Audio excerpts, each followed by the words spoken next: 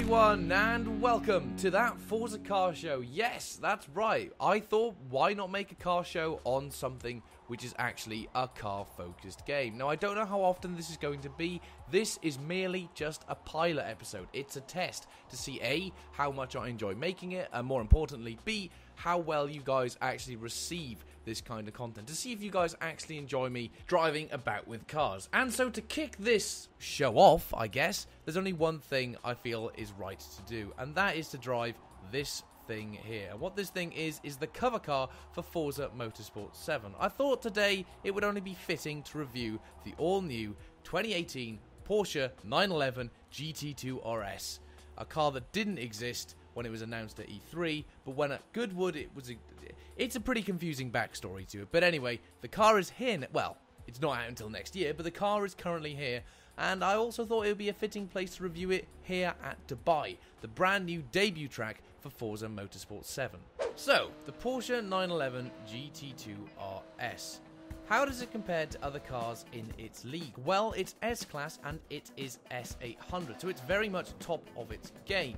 Not only that, it costs 315,000 credits, which I believe is, well, I think it's actually a pretty decent price.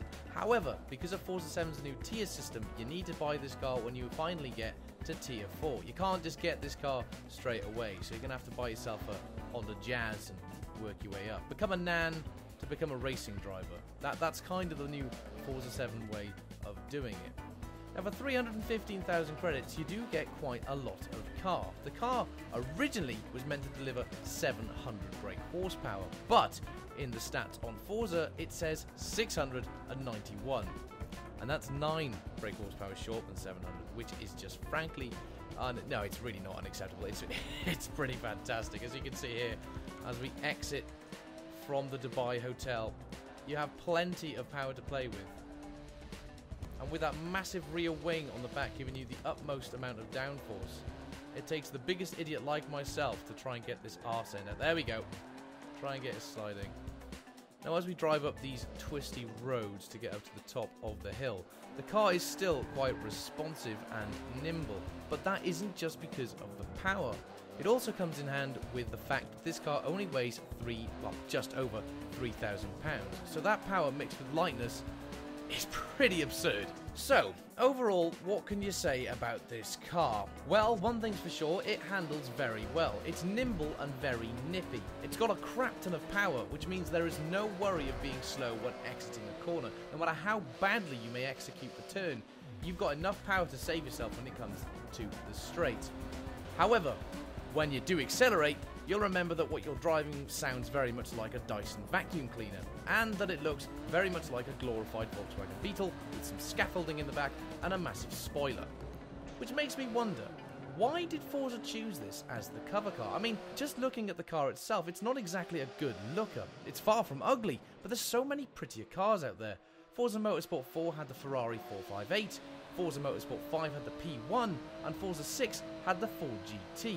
Which makes me wonder, how well does this car actually compare to one of its predecessors? How well does this car compare to the Ford GT? This, ladies and gentlemen, is what I believe is the best cover car from the Forza Motorsport franchise. It's the Ford GT, and much like the Porsche, it sits happily in S-Class with a PI of 800. Now, this car is quite a lot different to the Porsche. Firstly, the engine is in the middle, not in the back. As well as that, the cost is very different too. In fact, around 100,000 credits more so. This car costs 445,000 credits compared to the Porsche's measly 315. However, unlike the pimped up Beetle, this car has less horsepower than it. Whilst the Porsche may have just under 700, this is quite a lot less. 641 brake horsepower, which doesn't matter as such when you see that this car weighs a little bit less than the Porsche. It's still around 3,000 pounds, but still, it's a little bit lighter. Another thing that this car has going for it in this game is that unlike the 911, this car will get you 800 tier points for tier 4, as opposed to the Porsche's 500 and something. But despite us now covering the figures and facts of each of the cars, we need to put tyre to tarmac. We need to see which one of these two is the best cover car. I mean, I am going to be leaving out the 458 and the P1 and the numerous other cars that have been on the Forza covers, but these are the two that I think matter right now. To do so, we're not going to test them here in Dubai because I don't really like the track. You see, if this Forza Car Show is to have a test track, there's only one option to go to. And no, it's not the Top Gear test track. We're going to be going to one of my personal favourite tracks in the game. And that track in question is the Le Mans Bugatti circuit. Now, the reason I've chosen this is because I feel like the length is just about right. The lap time should be sub 2 minutes, especially in super/hypercars. I also feel that this is quite a testing track. It's got long straights, it's got 90-degree turns, it's got long arching bends, it's got chicanes which show whether or not the car can be unbalanced. So yeah, I feel like this is a really good track for me to test whatever cars I choose to test on it on.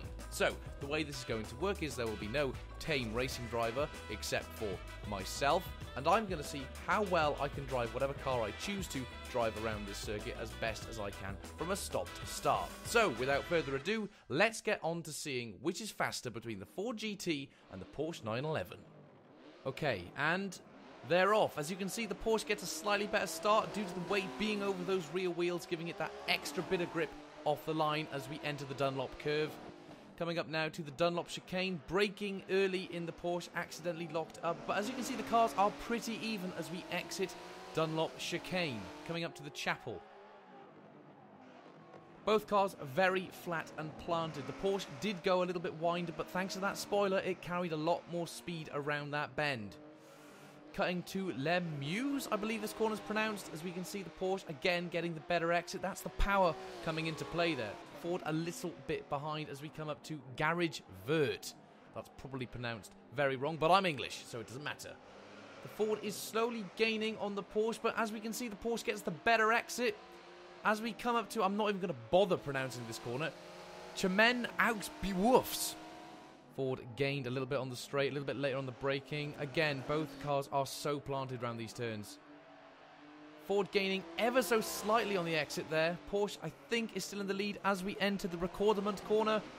Coming up to the finishing line, and I believe the Porsche is going to take the lead with a lap time of 1 minute 48.208. And the Ford with a lap time of 1 minute 48.982. Just over half a second slower.